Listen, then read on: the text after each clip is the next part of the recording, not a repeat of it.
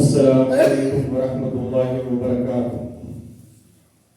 ان الحمد للہ نحمده ونستعینه ونستغفره ونعوذ باللہ من شرور انفسنا ومن سیئات اعمالنا من يهده الله فلا مضل له ومن يضلل فلا هادي له واشهد ان لا اله الا الله وحده لا شريك له واشهد ان محمدا عبده ورسوله اما بعد فان خير الحديث كتاب الله وخير الهدي هدي محمد صلى الله عليه وسلم وشر الامور محدثاتها وكل محدثه بدعه وكل بدعه ضلاله وكل ضلاله في النار.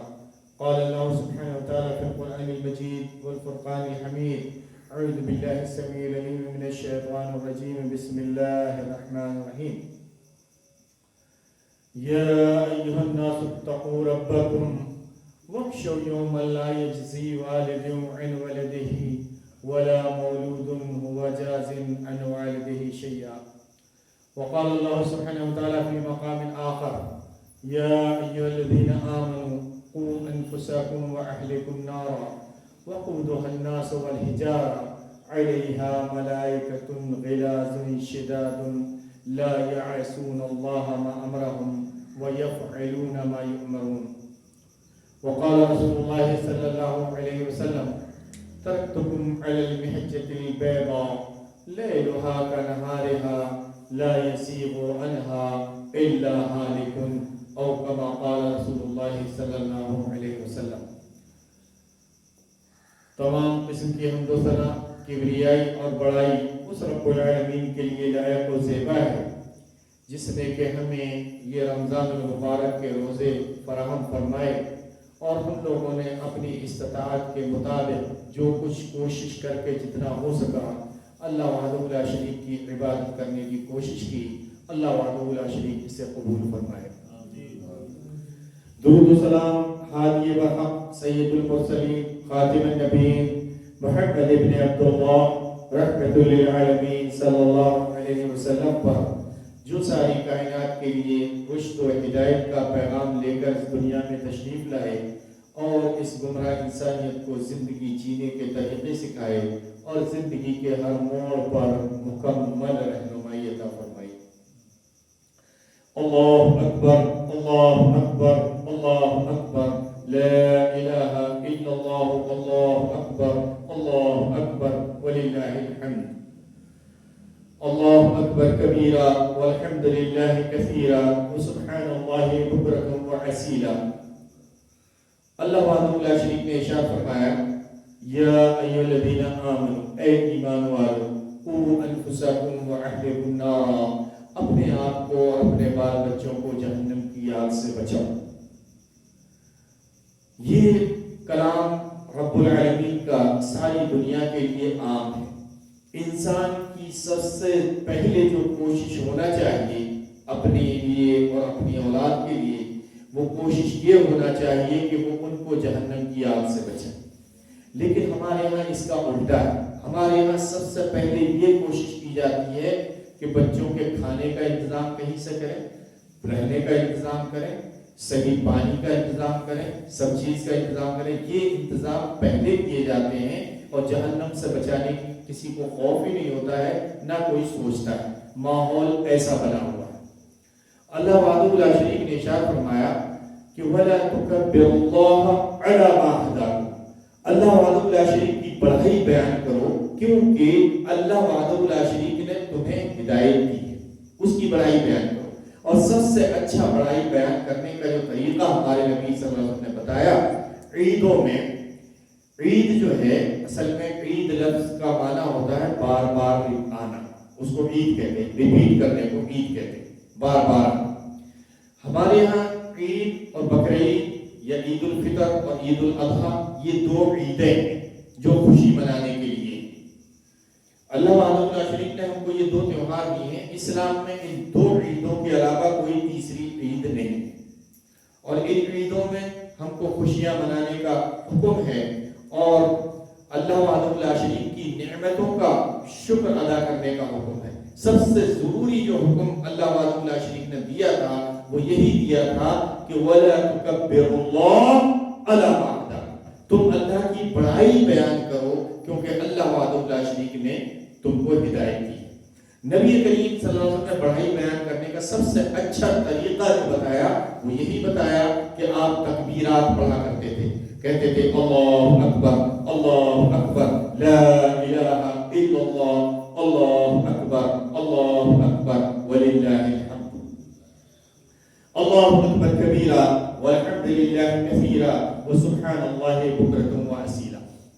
تو اللہ وحدہ لا شریک نے ارشاد فرمایا کہ اے ایمان والو، اے مسلمان، اللہ وحدہ لا شریک نے یہاں ایمان والوں کو حکم دیا، اور حکم کس بات کا دیا کہ قوا انفسکم واہلکم نارا، اپنے آپ کو اور اپنے بال بچوں کو جہنم کی آگ سے بچاؤ، وقودها الناس والحجارہ، اس آگ سے بچاؤ جس کا ایندھن انسان اور پتھر، اس آگ کا ایندھن۔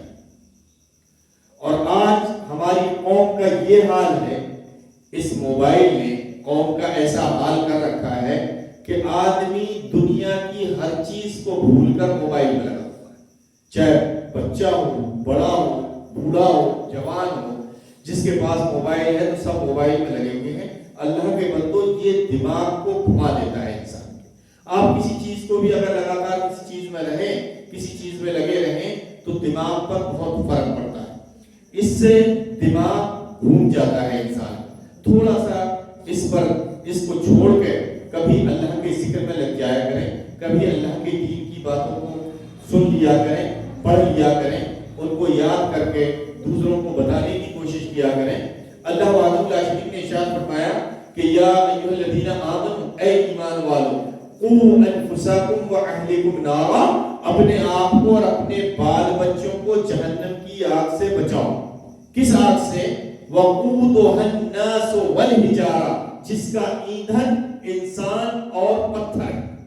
کہا علیہا ملائکۃ غلاظ شداد، جس جہنم کے اوپر فرشتے مقرر ہیں جو بڑے ہی خوخار ہیں، بڑے ہی زبردست ہیں، بہت ہی خوخار ہیں، اور لا یعصون اللہ ما امرهم، جو کہ اللہ کے حکم کی ادائیگی کرتے ہی نہیں، یعنی اللہ کی نافرمانی کرتے ہی نہیں ہے۔ وَيَأْمُرُونَ، اور حکم جو اللہ تعالیٰ نے حکم دیا ہے اس حکم کے مطابق جیسا حکم دیا ہے ویسا ہی کرتے ہیں۔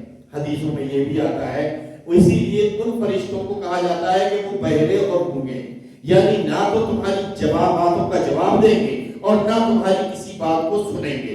اسی کو اللہ وحدہ لا شریک نے ارشاد فرمایا کہ وقودها الناس والحجارہ، جس کا ایندھن انسان اور پتھر ہے، ایسی آگ دہکائی گئی ہے۔ وقودها الناس والحجارہ، کہا علیہا ملائکۃ غلاظ شداد، جس کے اوپر بڑے ہی خوخار، بڑے ہی سخت فرشتے مقرر ہیں۔ لا یعصون اللہ ما امرهم ویفعلون ما یؤمرون، اللہ کے حکم کی نافرمانی کو کرتے ہی نہیں ہیں، بلکہ جو اللہ تعالیٰ نے حکم دے دیا ہے اس حکم کے مطابق جیسا بتایا ہے وہ ویسا ہی کرتے رہتے ہیں لگاتار۔ اللہ کے بندو، اس لیے اللہ سے ڈرو اور اپنے ساتھ ساتھ اپنے گھر والوں کی بھی جہنم سے بچانے کی ان کی فکر کرو۔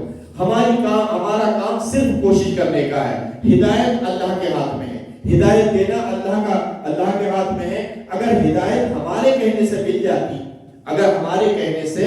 مل جاتی تو سب سے پہلے نبی کریم صلی اللہ علیہ وسلم کے کہنے سے آپ کے چچا کو ہدایت ملتی، سب سے پہلے نوح علیہ السلام کے کہنے سے ان کے بیٹے کو ہدایت ملتی، سب سے پہلے ہود علیہ السلام کے کہنے سے ان کی بیوی کو ہدایت ملتی، لیکن ان کو کسی کو ہدایت نہیں ملی، کیونکہ ہدایت موقوف ہے آدمی کے اپنے عمل پر۔